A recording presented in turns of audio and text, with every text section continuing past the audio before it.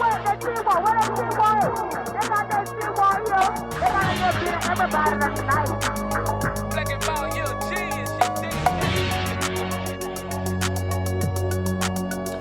what's up, guys? I want to welcome you out to another episode of According To Kaz Queen, episode 42. And as always, I am Kaz. And I'm Queen. And this is this little podcast of ours. Of course, conversations that take place between a husband and wife in the privacy of our own home that we bring to you guys in public, if you will, to make you laugh, to make you think, to make you be introspective. But as always, to open the lines of communication between men and women, husband and wives, friends and lovers, all those good things in between, man. We want to, again, extend our great appreciation for you people that have been tuning in and joining us on this podcast journey and checking us out on YouTube and on the streaming services. Of course, you can hear us on all streaming services. All right. We're on Spotify, Google Play, Apple Podcasts, wherever you listen to your podcast, we are there. And of course, we are on Black with No Chaser Radio. So all you got to do is download the app. You know the drill by now. Just download the BWNC radio app on the Google Play Store or the iTunes Store. Make sure you check us out on Black with No Chaser and all of the other great podcasts that you can check out there as well. And of course, if you love seeing our bright, shiny faces, all you got to do is, of course, when I put my finger right here, bam, just subscribe to that YouTube channel right there. All right. Make sure you subscribe to that YouTube channel. For those of you listening to us, that is youtube.com/Kaz. No, Brad Kamikaze Franklin. I'm sorry. Had a brain fart. Say it again. youtube.com/Brad Kamikaze Franklin. All right. youtube.com/Brad Kamikaze Franklin. Of course, there's a lot of great content on that channel, not just According To Kaz Queen, but the Good Things Jackson show as well. You can see a lot of the other content that is on that page, man. We are inching our way towards 1,000 subscribers, man. So make sure that you subscribe, turn on the notifications, hit the little bell on the side, and it'll let you know every Tuesday night at 7 p.m. You'll be able to listen to According To Kaz and Queen. And as always, this show is brought to you by the Kundi Collection. Shouts out to everybody, man, in the past week, man, that has ordered from the Kundi Collection. Shouts out to my man Carlos Miller for showing love. That one picture, man. We had a lot of orders. I was working the whole weekend getting those orders out and getting to the post office to get those orders out on Friday, man. We appreciate all of you who have purchased a t-shirt. And if you have not, all you got to do is go to the website. All right. www.kundicollective.com. It's www.kundicollective.com. If you're watching us, if you're listening, that's KUNDICOLLECTIVE, kundicollective.com. I'm wearing a shirt right now. This is one of the favorites that we did right at the beginning of the pandemic when we started putting these t-shirts in full effect, man. The Black and Proud. So you can go to the website. You can get you one of these, man. We got a lot of designs for any state of mind. So make sure that you do that. And we appreciate you guys for all of the support going forward. It's been a crazy week. It's been a lot of things happening. We've talked about a lot of stuff amongst ourselves, but this has been week 1 of being puppy grandparents. This has been about a week and a few days of being puppy grandparents. If you were not tuned in to the last show, we now have a new fur baby in the house by the name of Rocco T'Challa Franklin. All right. Nice little cute little puppy. If you've been checking us out on social media, you can go and you get a chance to see the little puppy in the flesh. Stirring up a lot of, I don't want to say emotions, but, memories of us being, puppy moms and dads early on in our marriage, and all of the mistakes that we made at that time, and kind of like we did in real life with the it is with the kind of like we did with the human kids as well, with the grown kids. Made a lot of mistakes, a lot of parenting mistakes, and are trying to correct those now with the little one, and now being puppy grandparents. That's so true. Yeah, it's funny that way. So, I mean, your assessment in this first week, how do you think that it's gone? How do you think the little one is done with the puppy? Has life been disrupted any? No, but I was intentional about letting her get her feet wet with it without inserting myself. That's been the most difficult part. Just wanting to get in there and do it myself as far as training and being consistent. She's going to have to, learn how to do that and to be a little, forceful with her voice, or at least getting the authority in her voice. But she's getting there. She's getting there. When she get tired of, going up behind them, cleaning up, I assume she'll learn that. But I also don't want to wait too late to train the puppy, as I've seen how that works out as well. So I was intentional about giving our daughter this week to kind of work it out for herself. It is definitely a learning experience, learning responsibility early on. We had several talks with her before the puppy actually made it here. We talked amongst ourselves and kind of explained to her the responsibility that it takes, because it does. Setting a regimen, setting a schedule, learning to be forceful. Our little one is not. She's not one for the she's loud. Mild-mannered. She's extremely mild-mannered. I don't know if that's going to continue on, because I don't know where she could have possibly gotten that gene from. In a household with us, it's probably, a little difficult, That's weird, because we're not soft-spoken in that sense, especially, when it came to, training the last dogs that we had, or just speaking in general. But, it's like a challenge for her to say no to the puppy, challenge for her to be forceful with the puppy, and to say things sternly with the puppy. She's kind of just letting him do his thing. She's getting acclimated for one, but the most real thing is that her personality is really easygoing. So she's very empathetic, and she has a whole lot of feeling about how people take things, and she doesn't want to hurt the puppy's feelings and all of this kind of stuff. So she's just going to have to learn how to do that. But we also have to understand that she's not like us in that regard, and we got to let her be who she is, and she'll figure it out. Yeah. And, there was some moments of frustration. First couple of days, there was a little sleep deprivation as the dog was being a little restless during the night.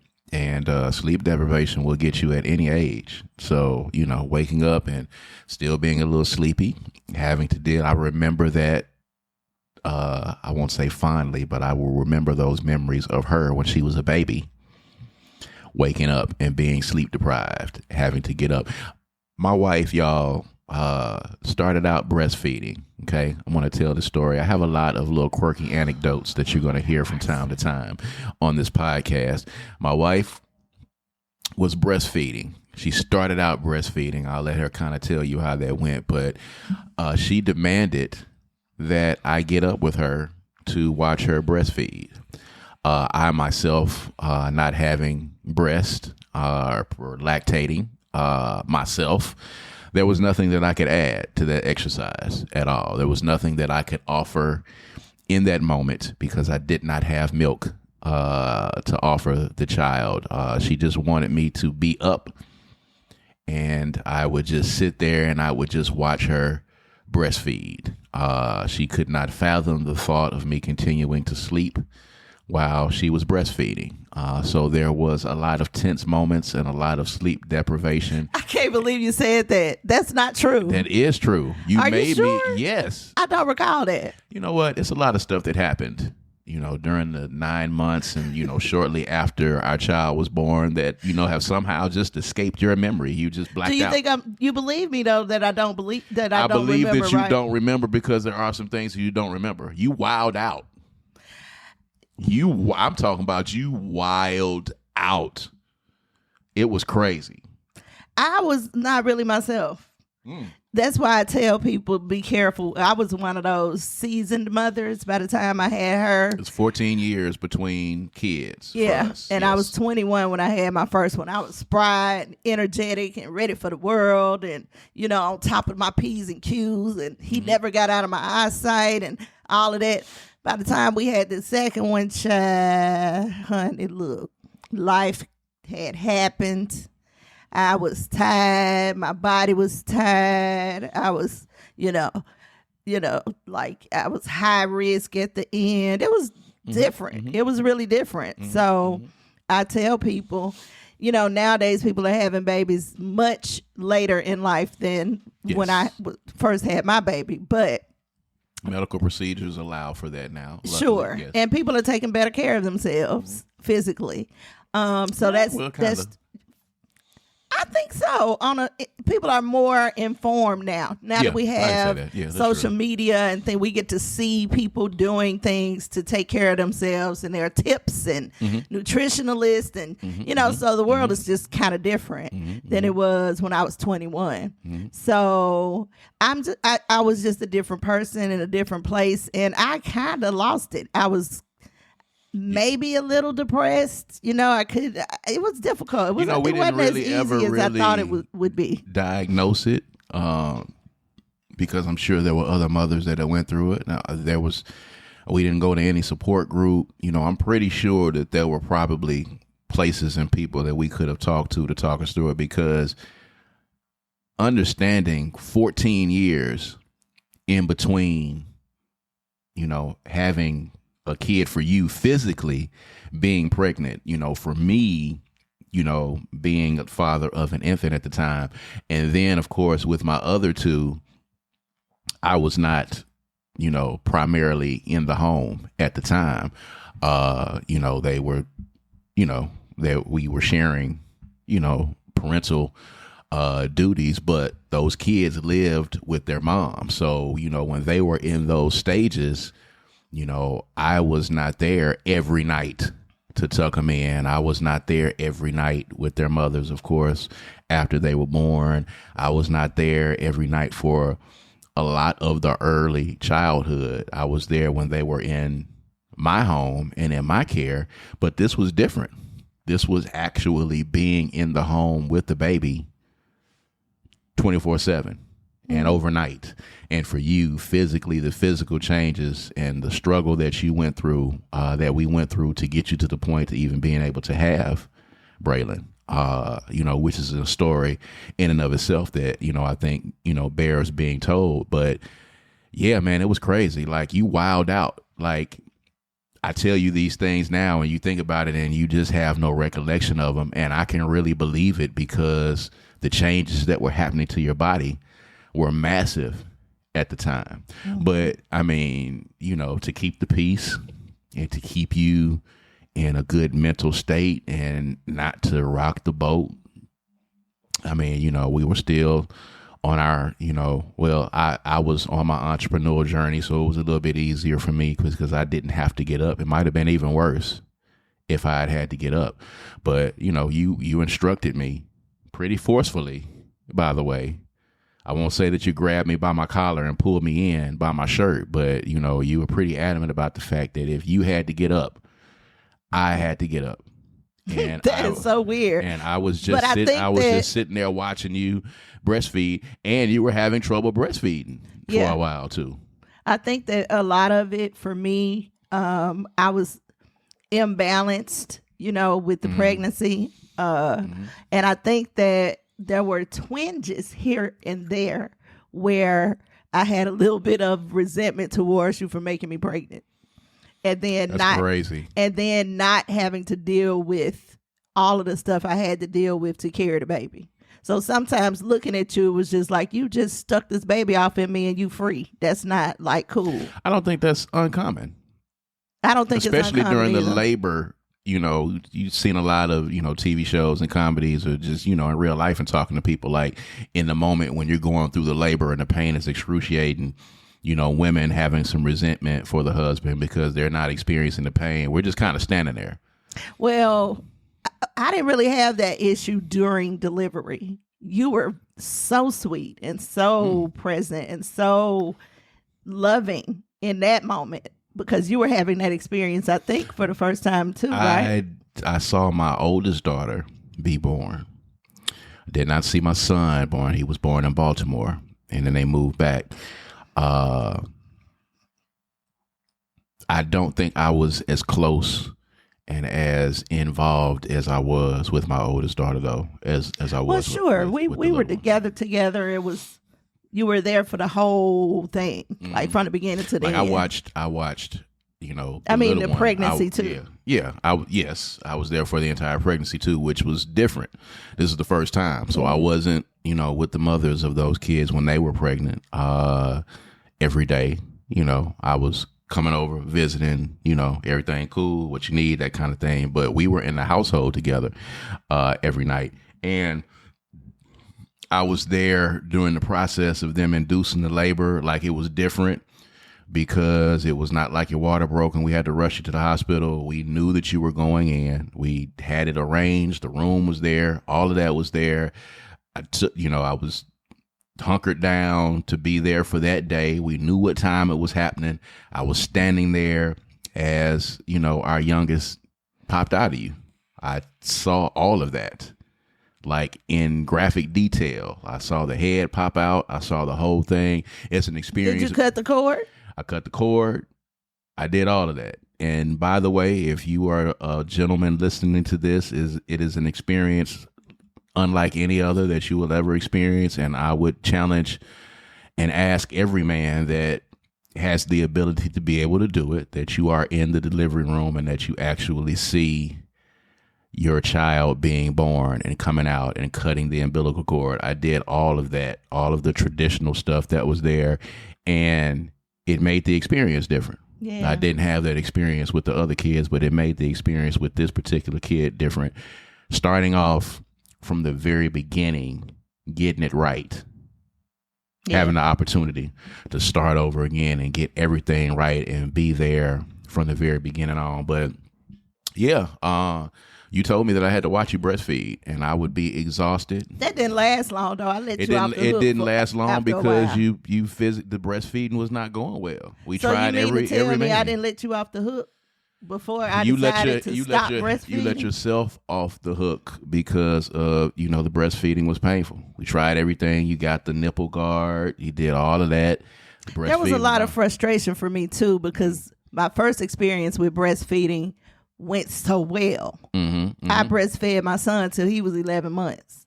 So I was really like, I wanted that. I knew that was happening. That was significant to me. I wanted to breastfeed. So I felt a little like a failure, and I had a lot of emotional stuff happening.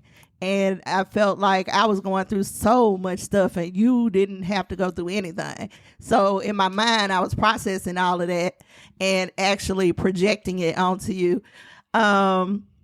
Yeah, so sorry about that. I mean, it was a learning experience. I think I needed to be in that too because I had kind of missed those experiences too. So some of it, I was like, yeah, I kind of need to be in this. I need to be experiencing this because she is going, 14 years again is a long period of time in between kids. It's not very many people do that. You might have a 7-8 year period in between 4 or 5, but 14 years. And only pregnant, only carried a baby once. Yes. Then I had the anxiety of all the ectopic pregnancies. There were a slew of ectopic pregnancies, all of which I didn't really know how to manage the emotion that came with that.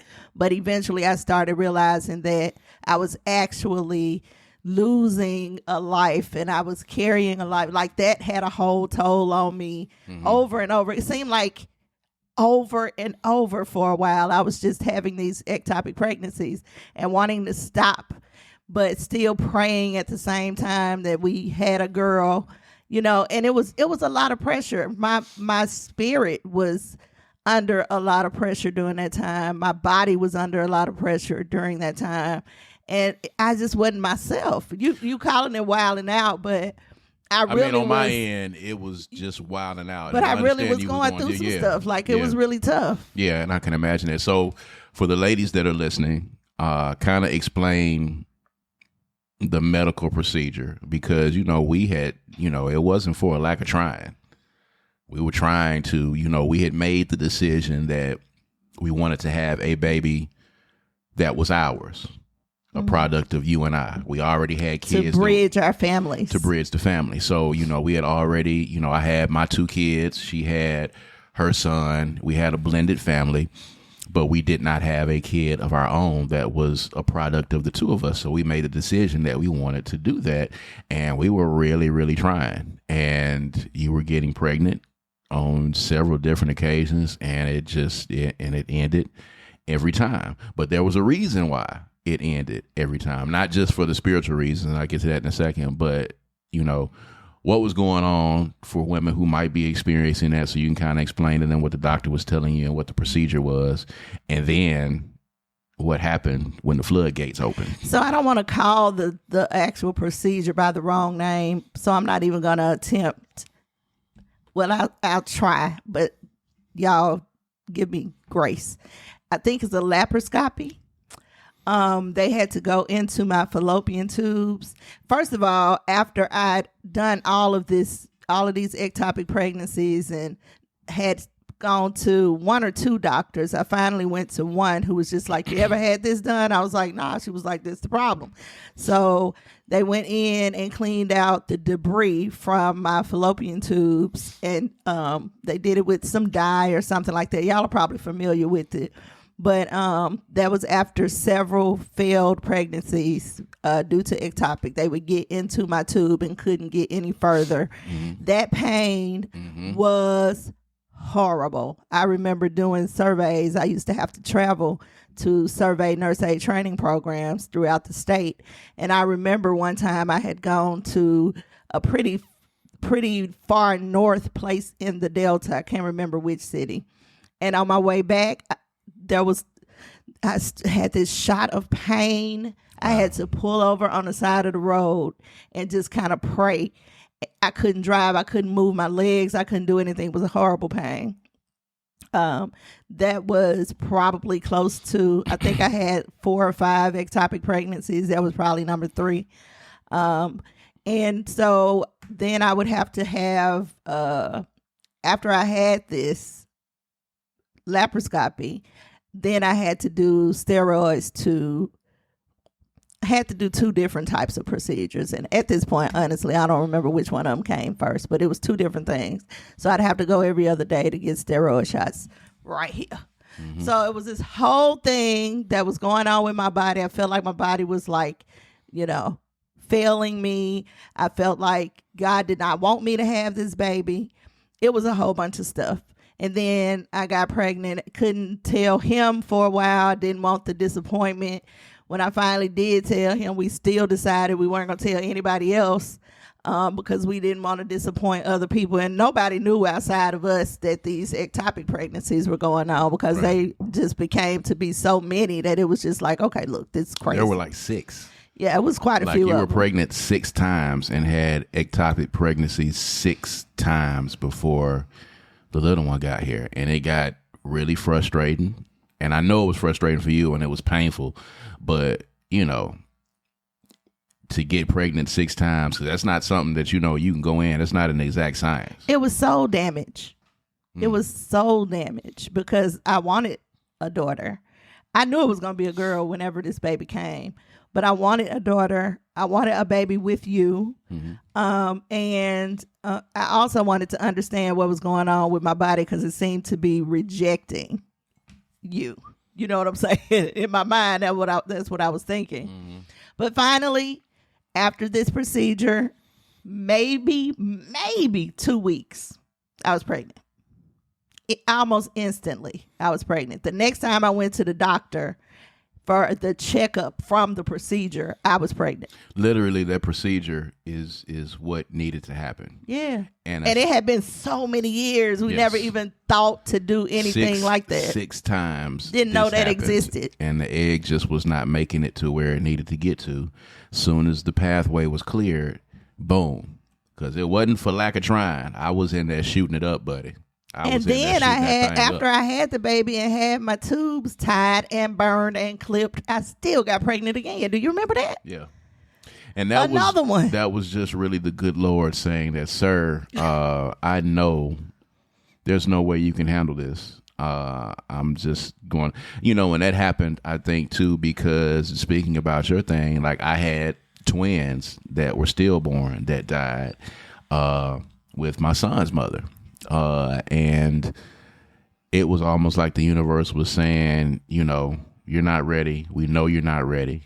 I don't even think I was ready when any of them got here anyway, not even the little one. But when I look back on it, it's a possibility that I could have had at least maybe 8 or 9 kids running around here. Now, look, if they was going to be with me, we would have stopped.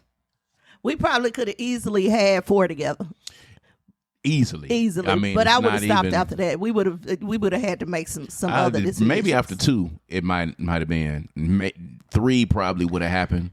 I don't think we would have got to 4, but just thinking about, I mean, it was almost like every time, like we could have easily had, a small African village, 3-year-old, a 2-year-old, and a 1-year-old walking around here. Sure. Easily. Sure. And I think we probably got some grace to that effect. Well, I think that there was a higher purpose for us, and I think that had we had those children, we would have gotten off track from the purpose that we have in life. Because children are a responsibility, as puppies are. Yeah. When I grew up, we treated our pets in a much different fashion than they are treated today. You mean like dogs? Yes. Or cats. Now they are babies. They're babies. People consider them to be family members. They're like the concept of an inside dog when I was growing up was null and void. It did not exist. Dogs did not come inside. They did not belong inside. And if they did, it was only happening in white neighborhoods.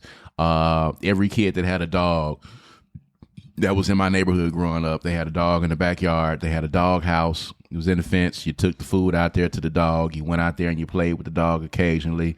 And that was your pet. There was no bringing the dog inside. There was no getting dog smell on the furniture. It wasn't traveling with the dog. You would go on vacation. We go on vacation for 2 weeks during the summer, and you take food out there to the dog, and this is what you got till we get back. That's crazy, but that's crazy, true. But that's what happened.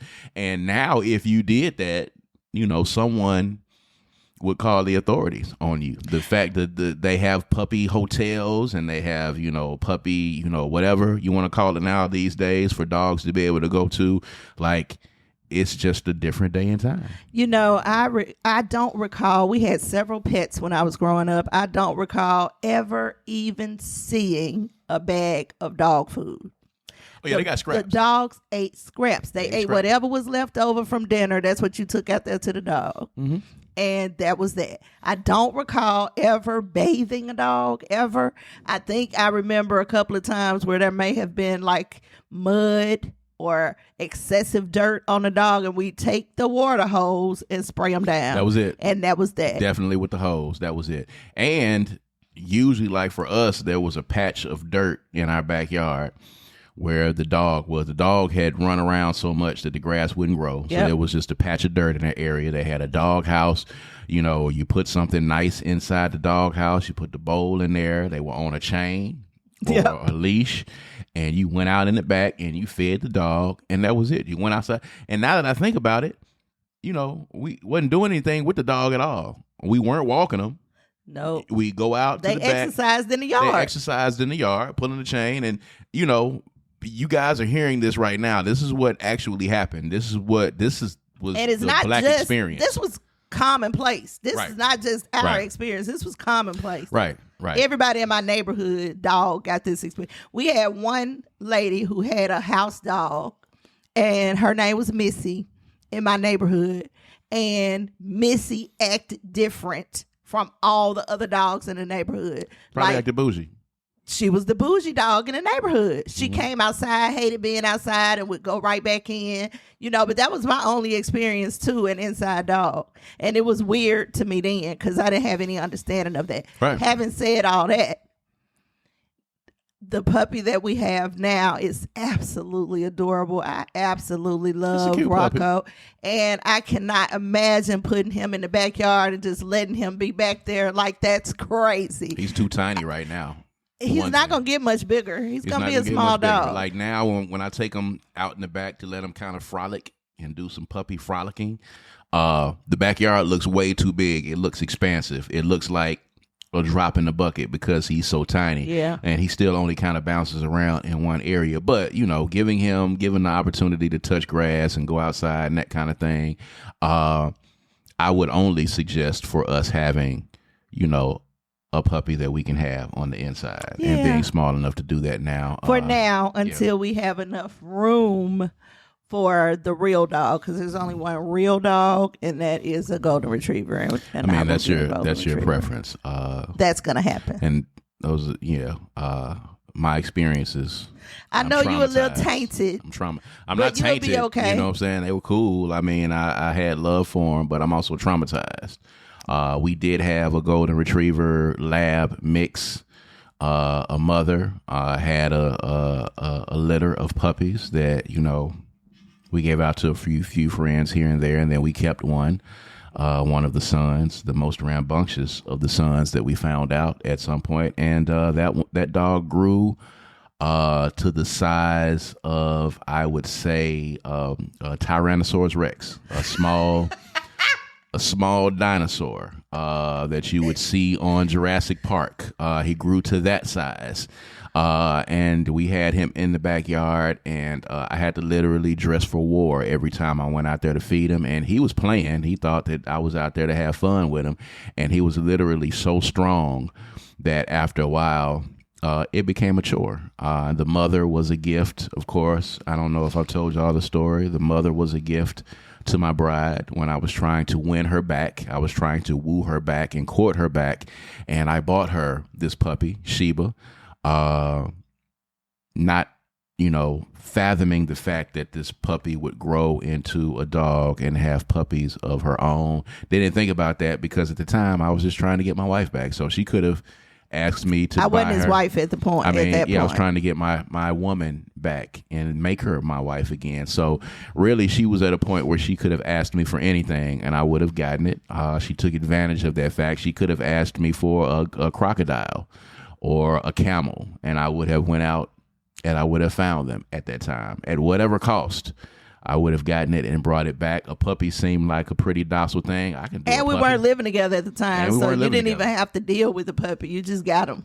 And then I did, and then it turned into a thing, and then it turned into my responsibility once the baby got here. The baby got here, and then your love for the puppy dwindled, and then I became the primary caregiver for those two dogs. My love for Sheba did not dwindle. Your love for the baby superseded your love for Sheba. And there's no problem with that because that was our human baby. There was no problem with that. No disrespect to any of the fur parents that are out there. We understand that this is a different day and time. For me, it was just a process of learning. So now we've got a tiny puppy that, is getting acclimated to being able to, I'm really scared of kind of stepping on him right now because he's so tiny.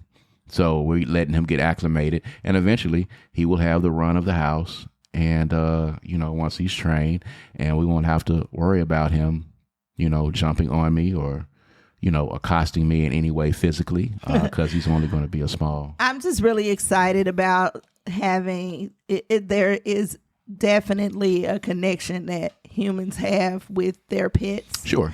And I'm just really excited about everybody in the household being able to experience that, watching it from my daughter's point of view and seeing how she's dealing with it, and then watching you and then me, and everybody has their own different relationship with the puppy. And it's just really kind of joyful. It's a joyful experience. So I'm really glad we're here at this point in our lives.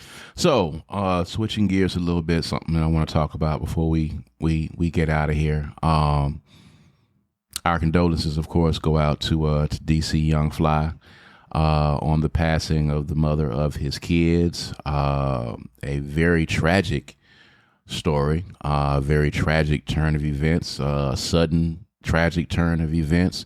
But, we were talking about this and I wanted to talk about it on this particular episode because, we talked about, as we do in the bed every night, some of the conversations that we have that we bring to you guys, Kanye's mother, dying on the operating table, getting cosmetic surgery, DC Young Fly's, the mother of his kids going to get a mommy makeover and dying on the table, and how this has happened to several people. And the conversation has come up again about cosmetic surgery and the dangers of cosmetic surgery. And we are in the day and age of the BBL, and there are obvious dangers that are going along with this. And I know you did a little bit of reading on it and you had some background on this particular doctor, but as a woman, and you know, we've had these conversations before, and the popularity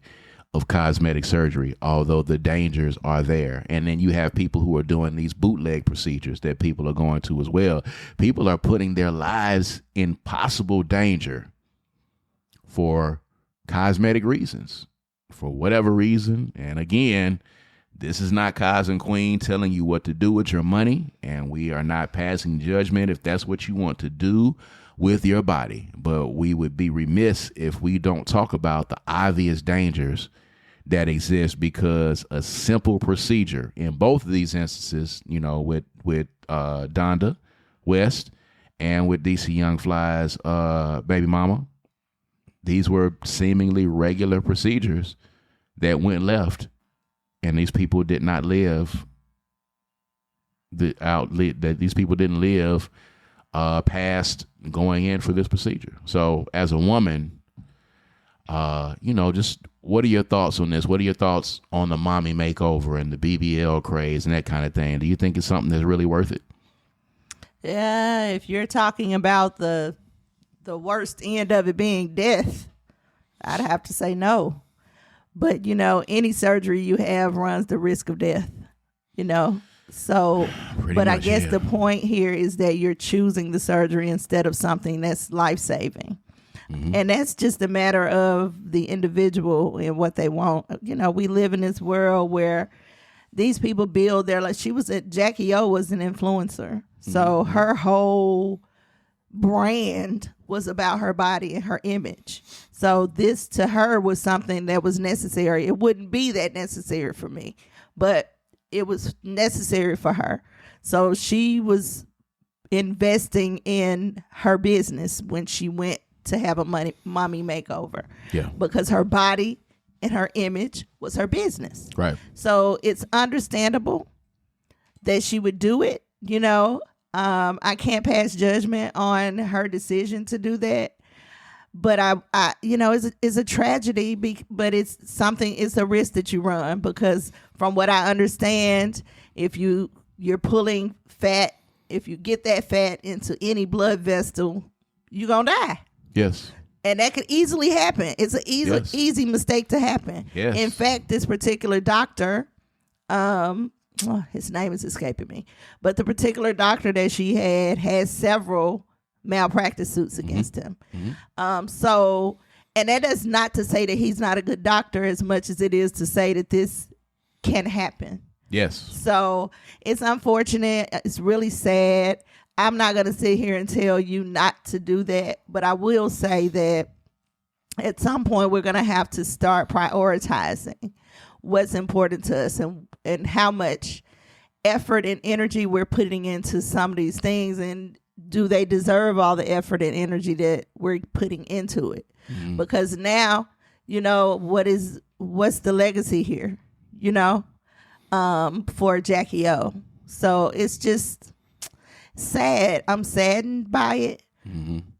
I don't really necessarily, it could have happened to anybody. Really, literally anybody. It could have happened to anybody. Yeah. So it's unfortunate that she left 3 children. Unfortunate that I'm sure her and DC Young Fly had future plans, you know. So that's all unfortunate. And I don't know how to go from here to explain to women that you are beautiful with your stretch marks and with your fupas and your cellulite. All of that is just beautiful. And as soon as we learn to understand that, and as soon as we are able to put ourselves out there and take ownership of that and understand that that is just a part of being a woman, yeah, then we will probably not see as many people finding themselves needing to have their body be their brand. Right. For me, as a man, I can't speak to, you know, what women feel like they should do. I'm a huge proponent, and I've told you this very same thing. I'm a huge proponent of doing what makes you feel good, doing what makes you feel beautiful. If getting the breast enhancement, if getting a BBL, if getting, a nip and tuck, if that is what's going to make you feel good as a woman, I'm all for it. But at the same time, as a father, for me, death is a possibility for every procedure that exists. There have been people who have gone in for medical procedures and did not walk out of the hospital for very simple things, for things just as simple as a hip replacement or a broken ankle or replacing a tendon, anything, and have not walked out of the hospital. It is a possibility when you go in there. But for me, if it is something health related, for me, that would warrant the risk of death. I don't agree with risking death for something cosmetic. I don't think it's that important. That's just me. It may hold much more importance in your life, but if, for me, cosmetic surgery, if there is a chance where I could die, then it's something that I wouldn't do. Tattoos, it's the same fashion. If there were people who, and I'm sure there has in the history of getting tattoos, if there was a chance you could go to the tattoo parlor and die from getting a tattoo for some reason or other, the chances are I probably wouldn't have them. And you could probably still die from getting a tattoo if you go in with the wrong person who's not licensed and they've got the wrong equipment. You could maybe die on the spot. Maybe you could bleed out on the spot. Maybe it could be something later. Everything has a risk to it. But you try to minimize that risk in life is what you try to do at the end of the day. And if it's something that can be fixed through other means, it's just not important enough to risk your life and risk not being here for your kids for a procedure that you are doing because you're an influencer or because, you have to look a certain way. Well, baby, you have the right to that opinion. Yes, I do. However, just because it's not important enough to you, I get it. does not mean that it's not important enough to Jackie O. Yes. Or to any other influencer out there. We're not here to make that judgment. I can't make that judgment because I cannot righteously sit here and say that if I was an influencer and my body is what got me all my jobs and paid my bills and helped me see after my family and put food on the table, and that was how I made ends meet, I can't righteously sit here and say that if I had the money to do it, I wouldn't do it. I can't do that. But I get what you're saying. I agree. I just think that we're in a different position in our lives than they are in their lives as far as what our priority list looks like. It's the same. So we don't get to judge what their priority is. Yeah. Does that make sense? It makes sense. It's the same instance if you're an athlete and your skill set begins to dwindle and you decide to take steroids.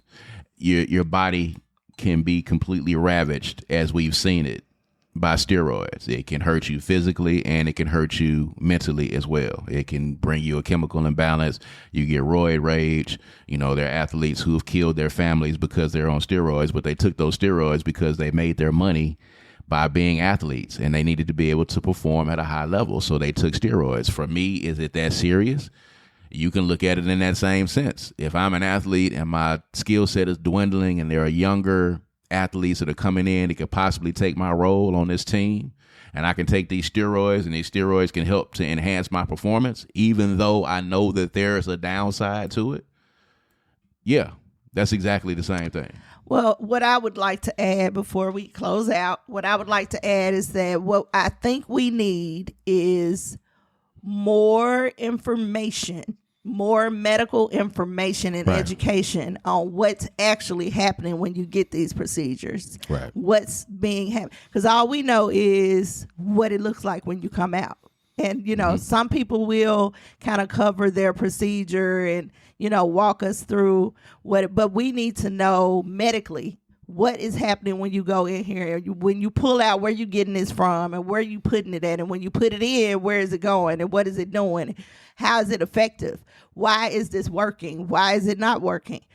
make that as public as you're making the picture before and after. Right. I think that people would be more inclined to have a second thought if they had more information about what could go wrong. Explaining the procedure, right. Putting that information out there more publicly instead of just the cosmetic part of it. I think we deserve to know that. And these influencers have, it's not really up to them to tell us. So maybe it's up to the doctors and professional people with this experience to tell us. And it also could hurt their business if they are really. So nobody really wants to tell it. I mean, that's the way with real doctors. Real doctors don't want to tell you about holistic remedies, about curing yourself, because that means that you won't be going to them. We all know this. Yes. So it's not like these cosmetic surgeons are going to divulge the fact. You saying something like, if fat gets into the bloodstream, if any of this fat that's being injected gets into your bloodstream, you're dead. Yeah. Like instantly. And people don't understand that fact. That was my first time hearing that. But, having a doctor, and are the doctors saying this to you in your consultation when you're getting ready to get this procedure? Are they telling you this? Because if I'm sitting there and the doctor and there are men who are getting cosmetic surgery as well. There's this new thing now where these guys are going and they're getting these 6-packs installed, and they're getting, their abs and their chest and all of that stuff together. And it's happening for dudes as well. It's become a thing. But, are they telling you, look, man, you come in here, you get this or look this, but if any ounce of fat gets into your bloodstream. Once. Did you know that? Yes, I did know that. Nothing medical was told to me. Not a single thing. What they told me was, here's where I'm cutting, here's where I'm taking from, and here's what you're going to look like. And they did not say if any of this that I cut gets in your bloodstream. No, but it was an initial consultation. So maybe after I came in, decided that I was going to do it, maybe then I would have got that. But once he gave me the price, I was like, nah, child, I could spend that money somewhere else. Right. But that was just me. Yeah, I mean, if you got, again, we talked about this on the last show, if that money is like a drop in the bucket for you, you got to save it up. Even if it ain't. If you save all the money you have for this procedure, do it. That's up to you. However, I do think that now that we're seeing these things happen, I think that we need to be more informed. We need to do a little bit more research than who's had the procedures and what do they look like now. We need to go beyond that to kind of understand what's happening with our bodies when these procedures are actually occurring. And understand that there are more people than Donda West and Jackie O who have died from these procedures. There's a lot of people that you don't even know that have died from these procedures. And there's a lot of people who have gone to these bootleg folks, shade trees, back alley, back room, cosmetic surgeries is happening where these people are, I've seen where they pump, concrete into your silicone, all these things. People that aren't licensed, like that was a lady who was doing Fix-A-Flat. Yes. You remember that? Fix-A-Flat. It's crazy because it's just social media is not a real place, ladies and gentlemen, and we tell you this over and over again, and we've said this on this show. To go to someone to have them to inject you with Fix-A-Flat or with concrete or some of the other things that I have seen and doing the research for seeing people that we don't know, that don't have the name of Donda West or Jackie O, that have died from these procedures on the table because they went to a bootleg person because they wanted cosmetic surgery so bad that they were willing to cut corners and go get it done. Black folk, we are notorious for being able to go and try to, get the hookup and find a quick way trying to find a quick way up. We are notorious for that. It's not exclusive to us. I'm not saying that white people don't do it. They do it as well. But, that's our thing. What's the hookup? Let me find it. If I can find this same procedure and get it for, this price. This person might not be licensed, but this person over here is doing the BBLs in their back room, or they're doing installations in the back room, or whatever the case is. This stuff can kill you. It is life-threatening. At the end of the day, there isn't anything that's more important than you living and breathing. That's it. That's somebody the wants bottom you to line. Be here. Somebody wants you to be here, and you are beautiful, and you are worthy in the body that God gave you. And y'all should always just remember that if you're thinking about it. If you end up doing it, that's cool. But, again, Donda West went to one of the top cosmetic surgeons in the game. She's the mother of Kanye West. She could pay top dollar for it. Jackie O was going and paying top dollar. Even this person that had these malpractice suits. These are people that could go and pay top dollar for top cosmetic surgeons, okay? People that don't have that kind of money, y'all are possibly going to people who could really actually put your life in danger. But it don't matter how much money you have, and it doesn't matter if it's a top surgeon. They can make mistakes too. Yes, all of them can make mistakes. These mistakes can cost you your life. So is it really worth it at the end of the day? I don't know. I mean, you got to ask yourself that, because I mean, I'm sure he's done thousands of these. He maybe has lost 2 or 3, maybe. But those 2 or 3 are significant to their families. Yeah. I mean, heart surgeons lose patients. Neurosurgeons lose patients. OBGYNs lose patients. Unfortunately, surgery is cosmetic surgeons are losing always patients. risky. So for me, going in and going to a heart surgeon or a neurosurgeon or a brain surgeon or somebody that's helping you to survive life, that to me is more important than saying you lost your life on the table because you was going to try to get a fat ass. Not important, more significant. I think your life is more important than you getting a fat ass. Is that fair? That's fair. Okay. All right. And on that note, we're going to go ahead and get out of here. We appreciate you guys, of course, for joining us. Good talk. Good talk. We're going to be back, of course, next week with more conversations that take place between a husband and wife in the privacy of our own home. Y'all make sure y'all following us on social media. Make sure you're checking out Kaz and Queen on Facebook, on Instagram, on Twitter as well. Make sure you subscribe to the YouTube channel. All right, make sure you're checking us out wherever you are. If you're getting ready to have an event, if you're getting ready to have a panel, whatever it is, holler at Kaz and Queen. We'll come through and we'll turn that thing up for you. Make sure that you do that as well. All right, so again, for another great episode, I'm Kaz. And I'm Queen. This is According to Kaz.